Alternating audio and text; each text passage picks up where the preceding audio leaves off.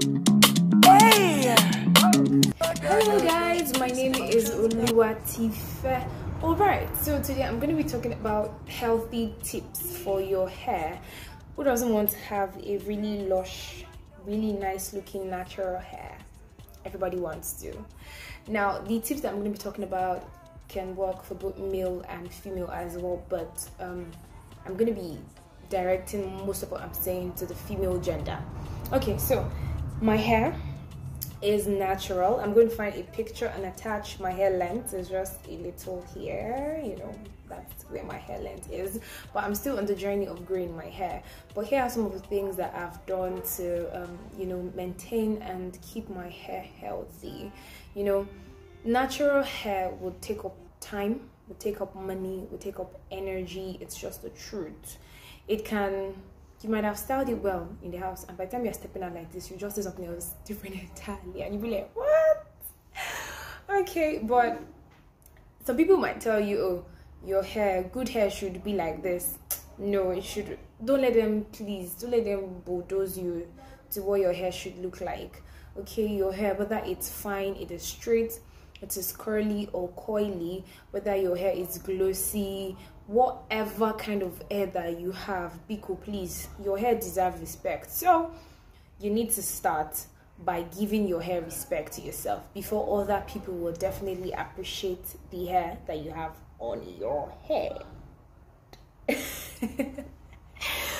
All right, so now there are a lot of things that people actually misconcept. For instance, you want to have a very long hair, and the only thing you're focusing on is long hair, and you're buying products, you're buying a lot of things, you're doing a lot of recipes that you're seeing online, you're doing a lot of things. Be cool. Do you want to kill yourself?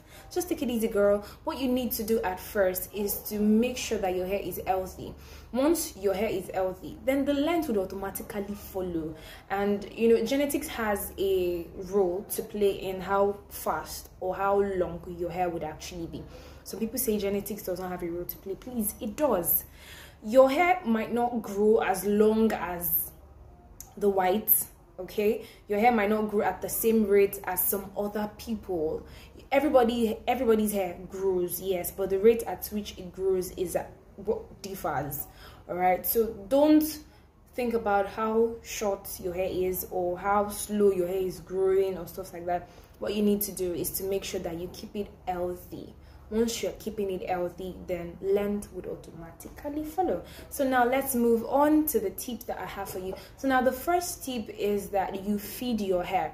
Now, feeding your hair doesn't mean you should put product on your head. No, feeding your hair has to do with what you're taking in internally. Don't take in junks. Yeah, everybody wants to eat chocolate, everybody wants to eat or drink carbonated drinks, everybody wants to, you know, just spoil themselves once in a while, but let it be once in a while, not every time. So what you have to take into your body should be more of vegetables, fruits, and loads of water. I can't keep track of how many water or how much water I drink per day, because drinking water keeps your whole body hydrated, and it also in turn helps your hair as well. So make sure that whatever it is that you're feeding into yourself is healthy. Now let's move on to tip number 2. Now there are daily supplements that you can take. Now this supplement would not work directly in your hair, like for your hair, but it would keep your body system okay. Now if your system is okay, if everything internally is doing fine, in turn your hair will definitely reflect it. Now number 3, be careful with it. For real, I don't think I've ever tried using all these straighteners and stuff like that on my hair. Nope. When I wash my hair and it shrinks and it's like I don't have any hair on my head anymore and it's so thick and stuff like that, what I do is I braid it in big chunky braids. One. I would have like probably 10 on my head.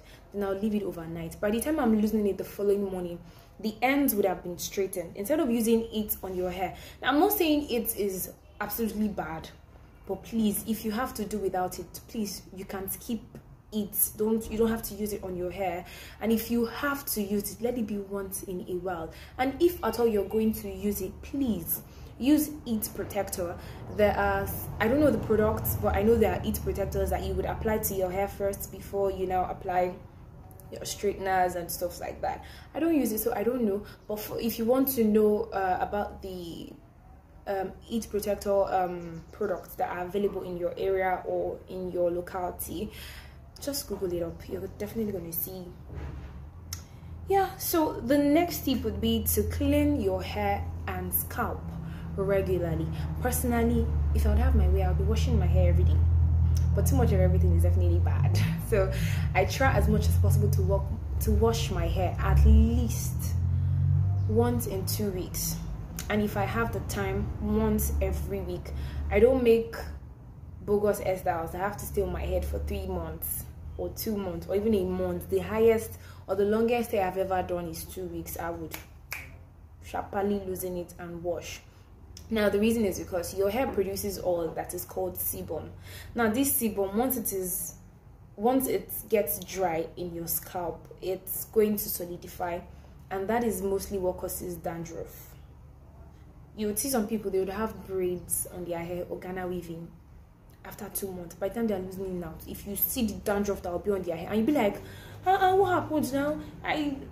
It's actually the sebum on your hair that actually coagulated and turned to that. So make sure that you wash your hair regularly. Yep, with a sulfate-free shampoo. Make sure that you wash your hair regularly. Also, make sure that you deep condition your hair often as well, minimum once in 2 weeks. Now there are deep conditioning products that you can use, and there are some other homemade products. Personally, I use the homemade products. I don't think I've ever used my money to buy deep conditioning products when there are things that I can do by myself that won't cost me much.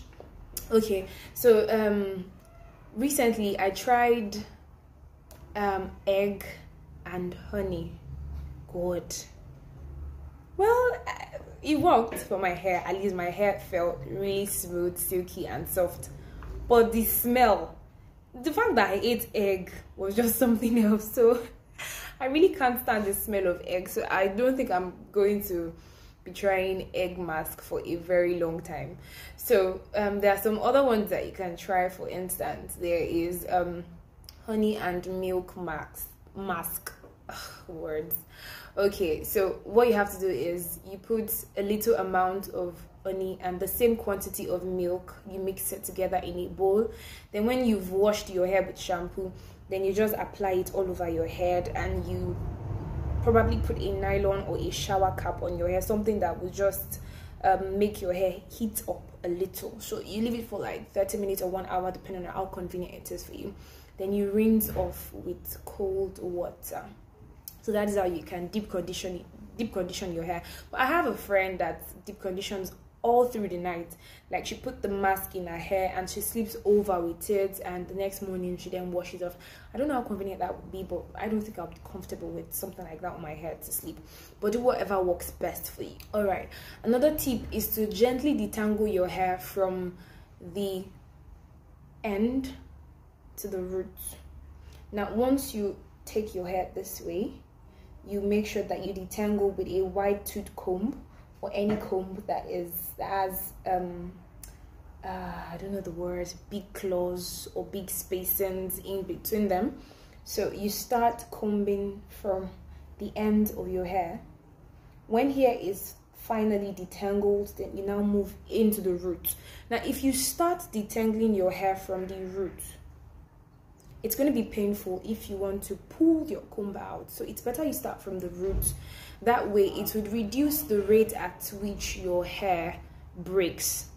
Some people, by the time they are done combing their hair out, the hair that would be inside the comb would be enough for a newborn baby. So you would want to avoid that, because you want to retain length. In as much as you want to be healthy, you also want to retain length. So make sure that whenever you want to detangle your hair, whenever you want to comb your hair, you start from the roots before you now from the end rather, before you get to the roots. Another thing, before you detangle, if your hair, I have if your hair is like mine that dries a lot, like even if I had water now, in the next few minutes it's dry, it's hard, what I do is that I use leave-in conditioner. I'm going to find a picture of one of the ones I'm using recently and attach it to one part of the screen.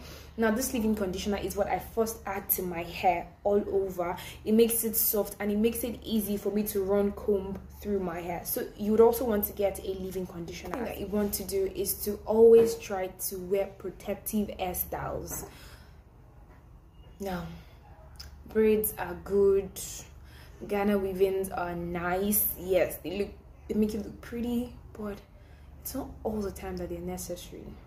Now, you having braids on your head, and there's this I can't remember, they maybe jumbo braids or something. The attachment that would be added to your hair would be heavier than the actual hair itself. You're straining your scalp, and that's not a protective hairstyle. If at all you're going to do anything, make sure that the attachment is not heavier than the portion of your hair that would be braided or twisted, so you don't strain your scalp too much, so that by the time you're loosening out the hair, your hair itself would not break at all. Okay, so make sure that you wear protective hairstyles. You can do flat twists, you can do mini twist, there are a lot of protective hairstyles that you can do. And my YouTube channel, I'm going to be posting videos about the protective hairstyles that I do, how I make them, how you can make them by yourself. So you also want to protect your hair at night. Now, there are some people, okay, for instance, I have this kind of hair on my head. By the time I'm going to bed and I'm not wearing a bonnet or something to protect my hair, by the time I'm waking up, my hair is absolutely tangled and it's no longer as neat or as sleek as it should be.